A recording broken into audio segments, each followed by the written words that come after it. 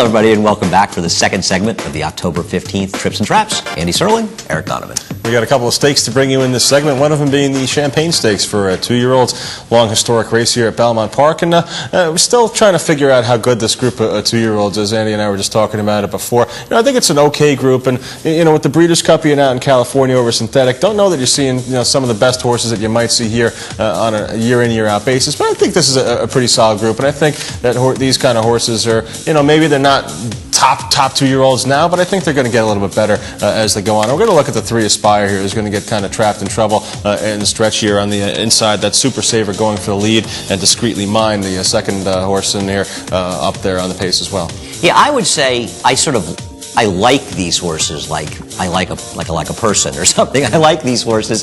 I think they're kind of neat horses, but I'm sorry, they're just not fast enough to be considered the kind of top horses that you can get it all excited about for next year. Doesn't mean they can't improve, doesn't mean they won't improve. But so far, especially the Colts, they're a slow bunch. They're a neat bunch, they're well matched, but they're not that fast. And I think that kind of proves that Dublin was sent off the 3-5 favorite in this race off his win on the Hopeful, which was, I thought, a nice win, but still for him to be 3-5 in a group like this, I think that speaks volumes about the public's kind of, a little bit of a skepticism with some of these other horses here. Yeah, I spoke something about just crazy over-betting of a horse who should never have been that price. And, we love to see Wayne Lukas involved, and Wayne always spruces things up. And there's Aspire in those pink silks where we get too carried away with other stuff. And he definitely does get trapped. And Eric makes a good point here. It feels like the horse in front, Discreetly Mine, finishes second. Homeboy Chris on the outside who wins the race. They didn't really speed up that much. If they had sped up a lot, would Aspire have had room to get? Would he have had room to get out? And how would he have done? I don't know.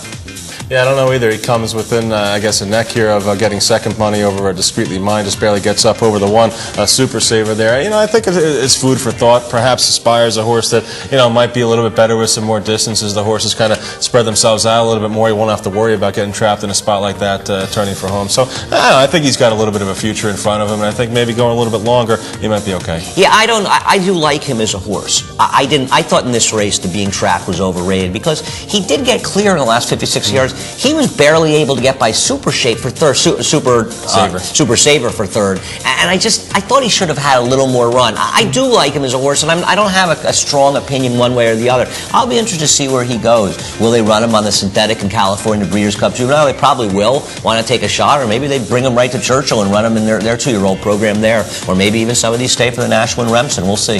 Yeah, let's take a look now at the 6th race from the 11th. We're going to look at the 6 Fata Field and the 7 Wall Street Wonder. Fata Field's been highlighted on the show a number of times. Wall Street Wonder slow out of the gate, though. Yeah, this changes the race. Now, obviously, Straight Romance set this crazy pace, but watch carefully. Wall Street Wonder's the 7 back there in those sort of turquoise teal silks.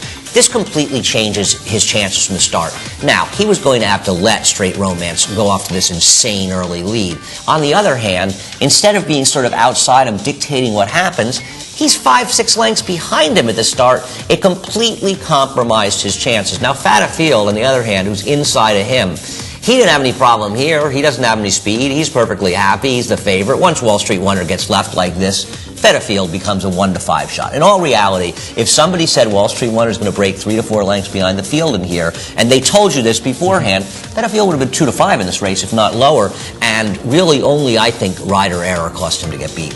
Yeah, we'll see as they turn for home here. Now, obviously, the leader in this race is going to start to come back a little bit. Just a very tough pace to be able to continue for Straight Romance here. So, the field's going to start to bunch up a little bit here as Straight Romance now in front by about 5 or 6, and it's going to get a little bit tighter here. And I think the error here on the rider's part of Fata Field was not getting toward the outside at this point in the race, where there's only 2 other horses in front of him and toward the outside. He could have tried to get right behind the 7 and then tip out at the top of the stretch here. Instead, he elects to stay inside. And that's going to be trouble when you get a tiring front runner coming back at you. No question about it. I mean, it's a situation where he's supposed to know that the horse in front is obviously going to collapse. I mean, come on, you have to know that. Instead, he gets caught behind him. It's this marrying yourself to the inside, especially in this situation. For what purpose? to get steadied back to fourth in this spot here and leave yourself with a whole lot to do on a big favorite coming through the last eighth of a mile here.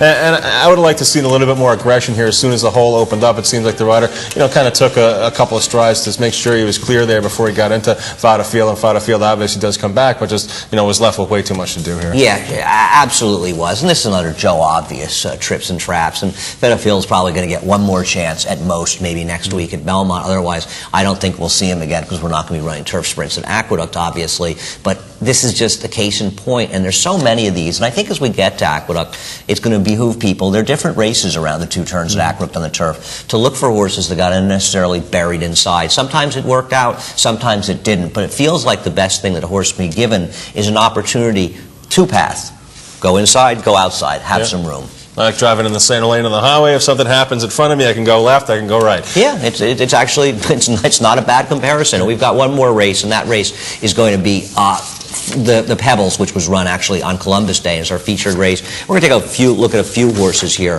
One being Maram, last year's 2-year-old turf horse. Obviously, she breaks a little slow. You've got Pull Dancer, the 2, who breaks okay, and Denomination, a horse, second start from Europe, the 3-horse. All three of these horses, in some ways, had their difficulties. We don't know about Denomination. We know Pull Dancer probably should have won. Maram, she ran okay, too. Yeah, Maram ran okay. I think a good group of 3-year-old fillies, I think, are going to just get better with some time in here. But you go back and look at Pull Dancer's racing here, and at first I didn't notice it as well as you did when we were talking about these races last night. This is one miserable trip here for Pull Dancer. Yeah, first of all, you had a competitive pace in front of you, yet the rider's asking Pull Dancer here. Can't quite figure it out. Just settle back and relax. Unfortunately, that doesn't happen because she'll go up in there again, and inside of her is Denomination. Denomination gets sort of skunked here because Pull Dancer ends up going back. Denomination gets put into his jackpot in the inside. You'll see what happens to her. Pull Dancer still here. The rider's asking to go up in there. I'm not exactly sure why. Now, the winner is sitting third in this race, and she runs very well because she's on the pace the whole way, but she is out in the clear. Maram, on the other hand, just saving ground, sitting behind, letting the others do things that may or may not help them. Yeah, here's where things start to get interesting for Pull Dancer, because for all the work of trying to keep this horse close to the pace here, Pull Dancer steadies a little bit there, drops back, loses a couple lengths in this spot here, and as we were saying before, at this point you'd expect Pull Dancer to be last. We got Denomination highlighted. She'll soon get into some trouble down on the inside, and then toward the back we'll see Pull Dancer, and Maram is going to have to wait for room and spin about 5 wide, turning for home there. But as we said before, from this point on, you're going to think Pull Dancer really has no shot in this race after being steadied out here on the turn. I had completely given up here, and why wouldn't you? They were asking, and then drop back. As you'll see with Denomination, she ends up getting buried inside. I don't know if she had a horse or not, but boy, she never got a chance to show her. You can watch this a couple of times. You watch her try to get room. Maram has the clear outside run. A horse outside her, she gets it. Pull Dancer's a couple inside of her in those yellow silks. She'll end up splitting, and she does look like she's going to win. She hangs a bit at the end, but it feels like her earlier unnecessary efforts obviously compromised her chances. And here we see this trouble with Denomination down toward the inside. There's a group of about 4 or 5 horses up there, close to the inside and up on the front end, and Denomination really has nowhere to go.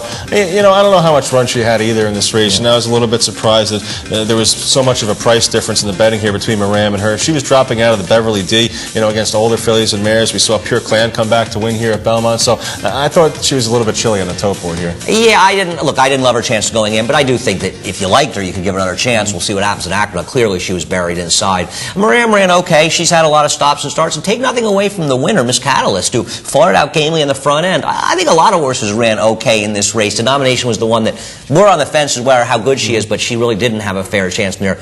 Pull Dancer, though, could easily have won with a different ride, but that's the way things go. These horses, I always like the turf fillies. They seem to stick around longer and put in a good show. Anyway, that does it for this week's Trips and Traps. Once again, the email address, tripsandtraps@NYRAinc.com. Keep your thoughts coming. Keep watching. We appreciate it, and we'll see you soon.